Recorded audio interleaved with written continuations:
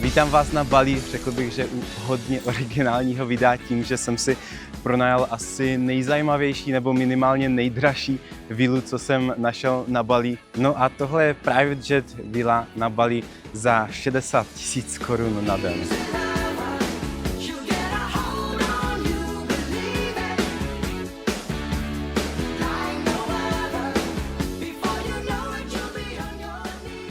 Takže kromě toho, že si to ukážeme tady za mnou, vám řeknu potom více i co se týče teda obsahu.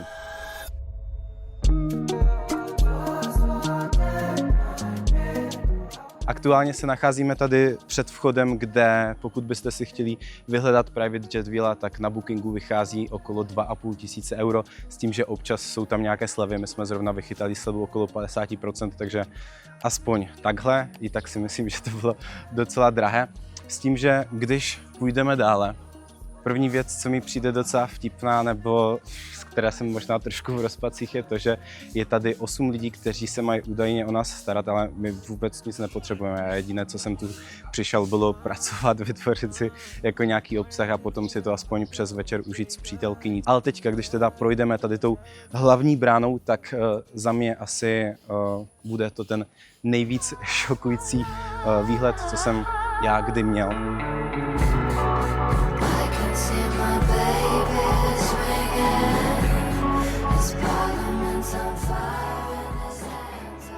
Prozatím jsem si vybral teda 3 hlavní lokace, odkud jsme vůbec jako tvořili obsah. No a jak můžete hádat, tak tohle je první lokace, tohle je jedna z nich. Vždycky, když vlastně takhle tvoříme obsah na sociální sítě, tak si většinou vybíráme jako nějaké klíčové lokace, které se opakují, navazují na sebe, anebo kde se jednoduše tvoří jako největší část obsahu. Tohle je druhá lokace v rámci vizuálu, kde jsem si říkal, že to může být asi tak nejvíc zajímavé a nejvíc originální a kde já sám bych jako nechápal, kdyby někdo na mě vyskočil, co se týče jako takového vizuálu, s tím, že tady jsme měli zároveň večer takové krásné posezení se šampaňským a měli jsme zapálený oheň, kde jsme aspoň zjistili, že oheň je zdarma, jinak tady bylo všechno placené. I když jsme si chtěli vzít jídlo na ubytování, tak jsme za to museli zaplatit poplatek. Když jsme si chtěli objednat pití, tak jsme za to museli zaplatit poplatek, protože tu mají takové pravidlo, že vlastně vůbec nic si nemůžete přinést s sebou. Což mi přijde možná docela zvláštní na to, kolik jsme tu zaplatili, ale můžeme pokračovat dál. Teď se ale můžeme přesunout do další části a to je vnitřek letadla, ze kterého jsem byl taky docela překvapen a kdybych se měl k něčemu přiznat, tak je to, že já mám šílené jako traumata, úzkosti, kdykoliv nastoupím do letadla, tak nezvládám jakýkoliv pocit jako turbulence a toho, že jsem jako někde uvízněn v prostoru a když jsem tady teďka spal, tak jsme měli boušku a celé tohle ubytování jako dělá asi ten nejhorší pocit, kdy jsem měl pocit, že se to letadlo s náma utrhne dolů, ale přežili jsme samozřejmě, ale tohle nebyl asi úplně ten nejvíc příjemný pocit, co se týče jako spaní na této vile. No a je to tady, takže pojďte se podívat, jak to vypadá.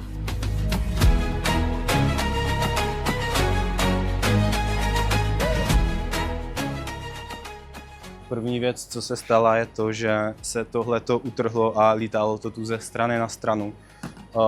Dveře, co tady jako jsou prosklené, tak se taky z části jako utrhly, napršelo nám dovnitř,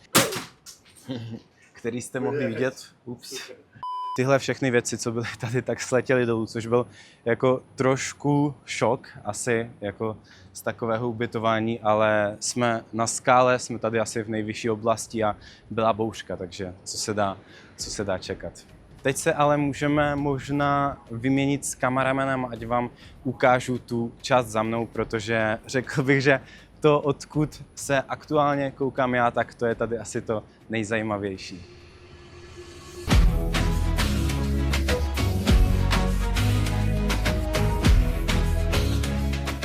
S tím, že jedna věc, na kterou jsem se těšil, byla to, že jsem si myslel, že se jde dostat do tamhle těch vychytávek, ale to už je nově tady zablokované, v minulosti to teda šlo. No ale můžu vám teda asi jít ukázat přední část letadla, takže pojďme na to. Tady máme, dá se říct, takovou vanu lomeno výřivku, asi taková ta klasická výřivka, co znáte ze sociálních sítích od těch jako nejvíc známých influencerek, kdy se fotí s vanou plnou růží s nějakým krásným výhledem, tak bych řekl, že přesně tohle to je ono. Tady původně, když jsem se vlastně koukal na sociální sítě tohoto apartma, tak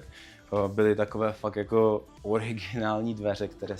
si mohli ještě otevřít a mohli jste jít tady ven a myslel jsem si, že pod váma je propast, což jako by bylo taky úplně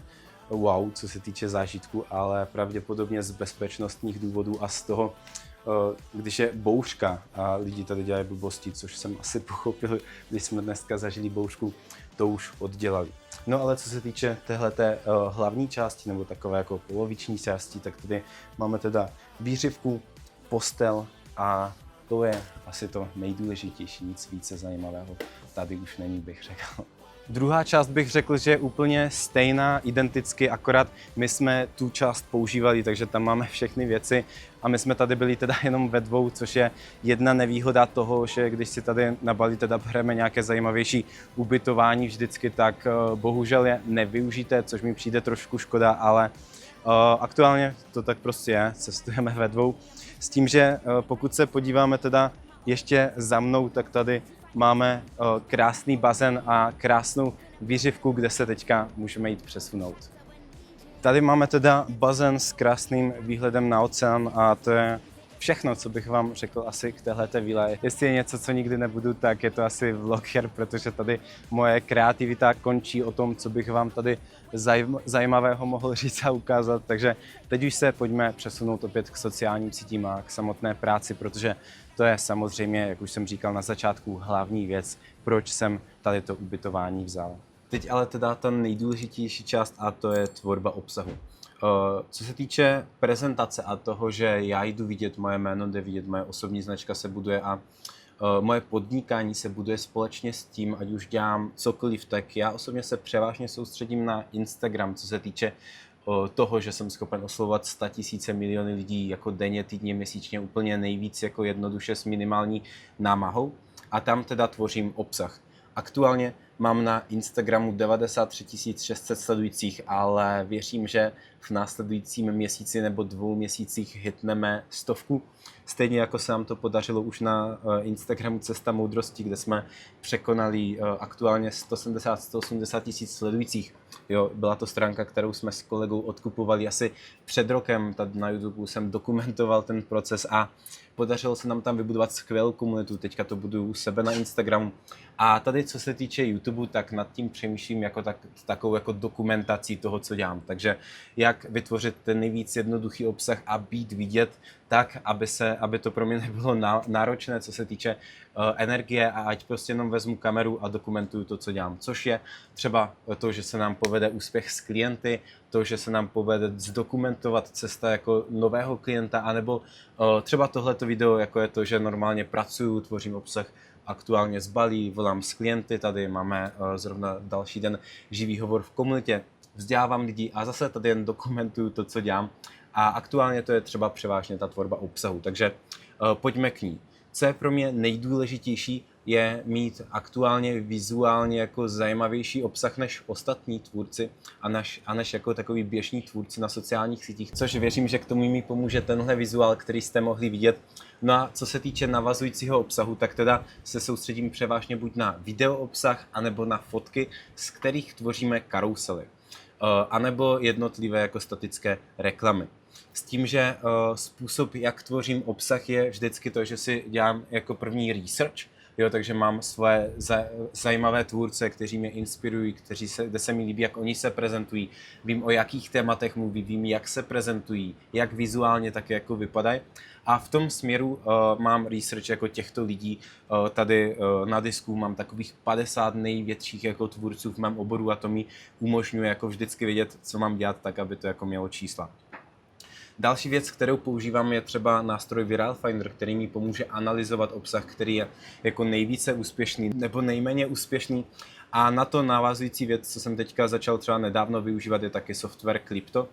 A nám tady akorát začíná pršet. OK, takže už nám tu začíná zase trošku foukat, snad nepřichází další bouřka, ale já vám to prostě dotočím, já to tady chci říct. Takže co jsem nedávno začal taky používat za software nebo nástroj takhle navíc je Clipto, kde mám možnost vlastně třeba jenom stahovat tyhle ty videa od konkurentů a od lidí vlastně z mého oboru a analyzovat si slovo od slova, co říkají, jak to říkají a v tom směru spolupracovat samozřejmě s různými prompty, šablonami skrze ChatGPT, kdy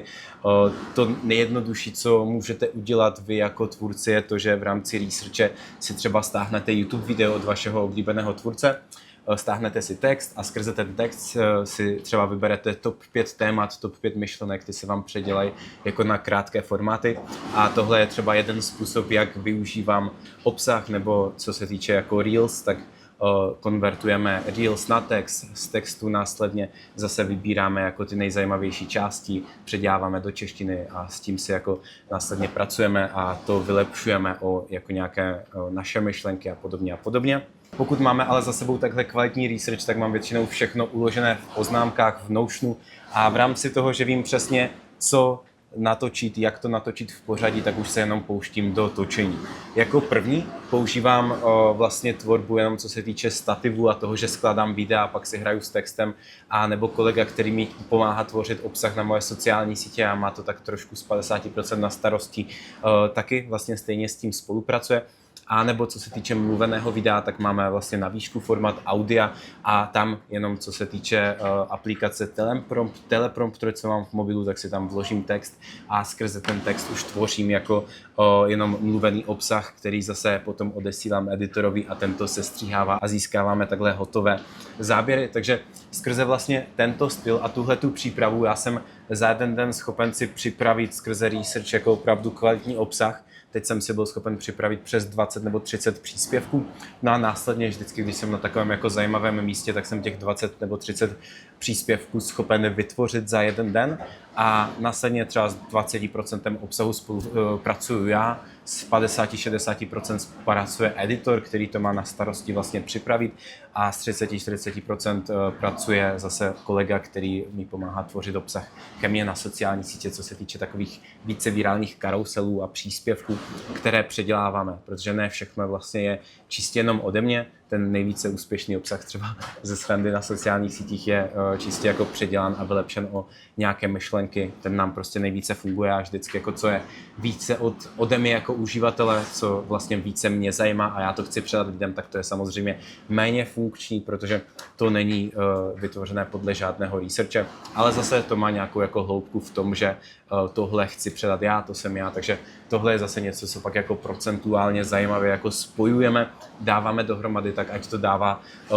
společně tu nejlepší komunikaci, ať to buduje osobní značku, ať to jsem opravdu já na Instagramu. Tohle nám aktuálně nejvíce funguje, takhle jsem byl třeba schopen tady vytvořit za den 20 až 30 příspěvků a následně je většina práce jako za mnou a já už jako kreativně si s něčím hraju, ale samozřejmě další věci se snažím takhle delegovat, protože spolupracuju i s šikovnějšími lidmi a většina lidí, jako co se týče vůbec jako spolupráce, tak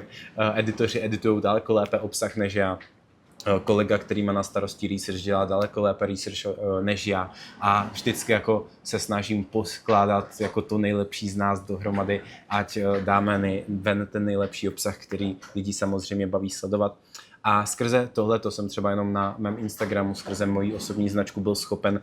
posunout jeden z mých hlavních projektů nedávno z 90 000 na 900 000 měsíčně v téměř jako čistém zisku a to všechno jenom díky Instagramu, osobní značce, sociálním sítím a nějaké otevřené jako komunikaci a dokumentaci, kterou já mám a kterou vám, pokud jste třeba v podobné situaci jako já, rozhodně doporučuji, pokud chcete prodávat své produkty a služby. Takže jako poslední vám dneska už přeju jenom hodně štěstí ve tvorbě a snad se vám tohleto video líbilo. Pokud ano, budu rád, když zanecháte like, odběr, případně pokud vás cokoliv zajímalo, klidně mi napište na Instagram do zpráv, tam otevřeně komunikuju s lidmi nejčastěji, anebo případně mám i můj program zdarma školení na sociální sítě, nechám vám odkaz níže, ten aktuálně využívá takhle jako nejvíce lidí a jsme schopni tam zvát přes 1000 až 2000 lidí aktuálně měsíčně a skrze to samozřejmě na konci otevřeně prodáváme jeden hlavní program a díky tomu jsme schopni třeba i investovat ještě do placené reklamy a mít v tomhle opravdu kvalitní systémy, co se vážou i na nějakou cestu zákazníka, ale to už trošku jsem se moc rozpovídal, takže ukončuji tohle, přeju vám hodně štěstí, co se týče tvorby obsahu.